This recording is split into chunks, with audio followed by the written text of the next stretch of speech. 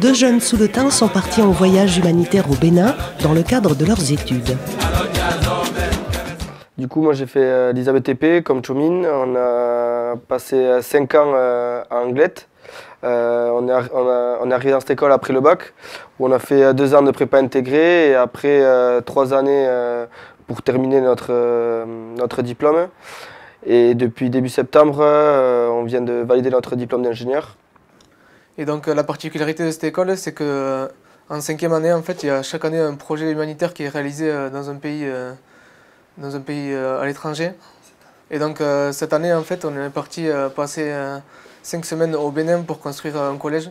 Pour réaliser un projet d'une telle envergure, il faut quand même beaucoup d'argent.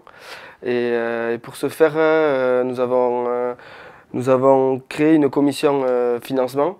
On avait un objectif de 170 000 euros.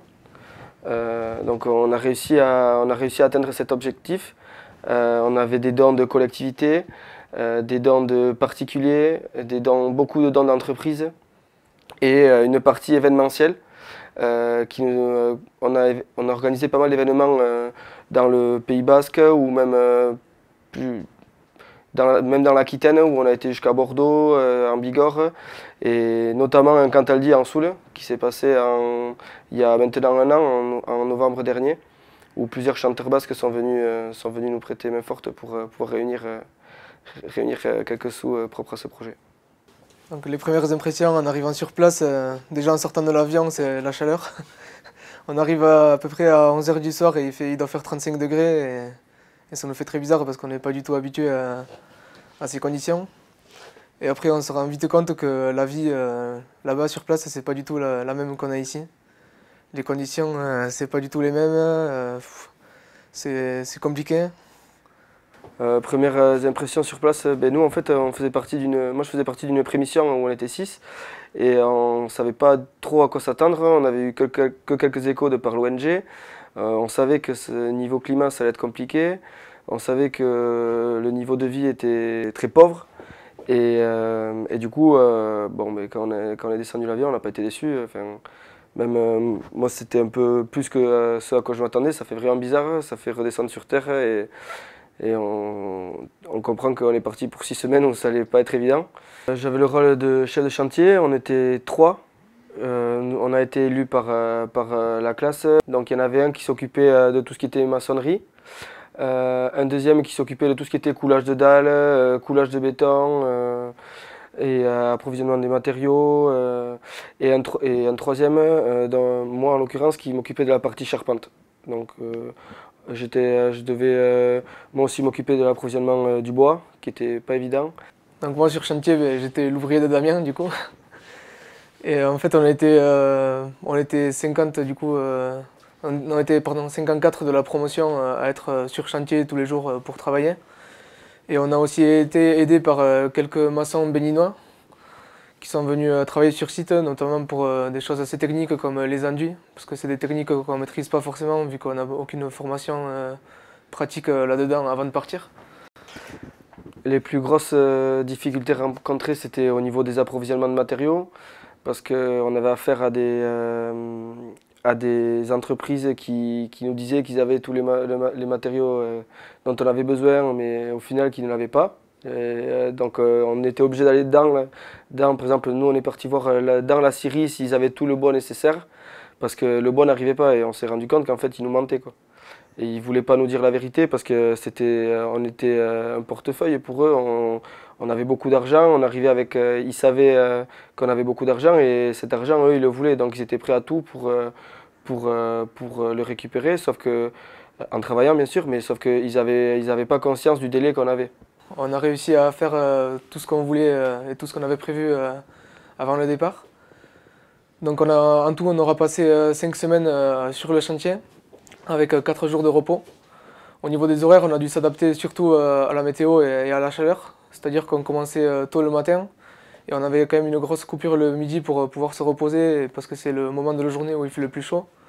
Du coup, une fois terminé le chantier, il y a eu la journée d'inauguration où tous les politiques des environs étaient présents, notre direction de l'école et évidemment toute notre promotion, on était tous là. Et je pense que c'était le moment le plus émouvant du projet parce que on se rendait compte en fait de ce qu'on avait fait. Jusque-là, on s'en rendait pas trop compte.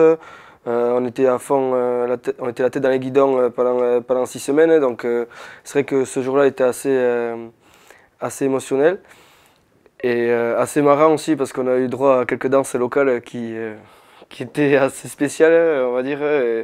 Où d'ailleurs on avait mis, pour la petite histoire, quelques arbustes devant. Et avec leurs costumes, ils nous ont tout arraché, quoi. Donc on a quand même eu quelques jours de repos pour pouvoir quand même visiter les alentours.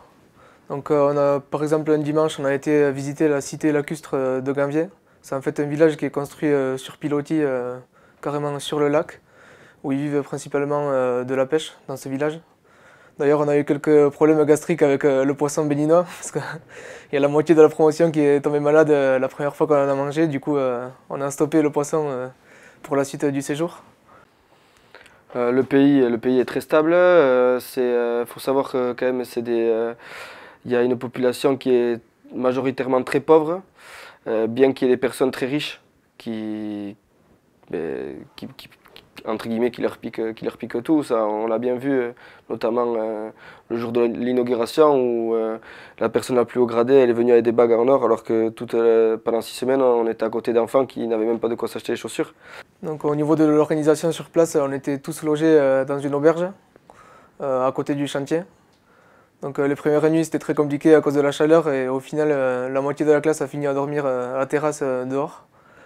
Parce que c'était très compliqué et qu'on n'était pas habitué à ça. Donc pour les repas, en fait, c'était les mamas locales qui nous faisaient à manger matin, midi et soir.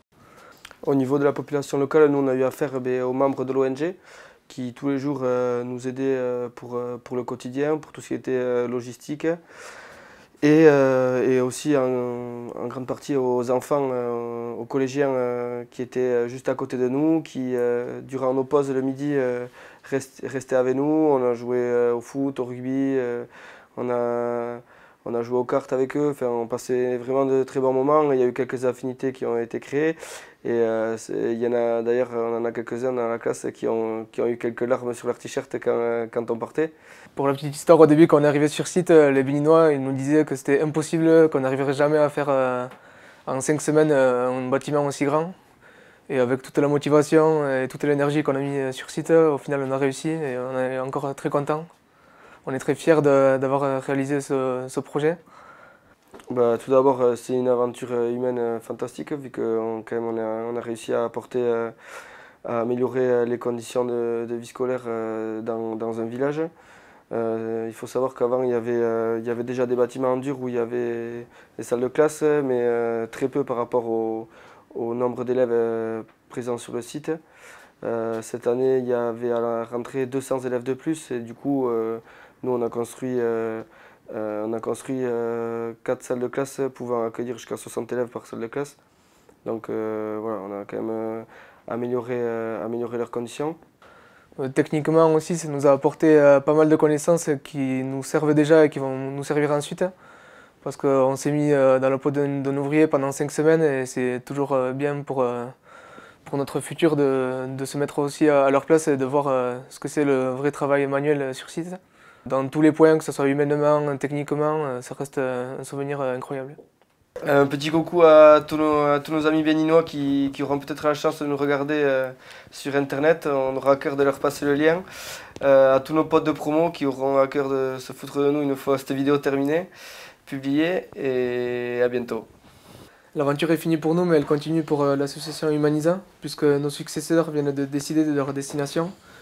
Et donc ils s'envoleront en Tanzanie pour construire une école à leur tour. Et donc on leur souhaite bon courage et on espère qu'ils profiteront autant que nous de cette aventure.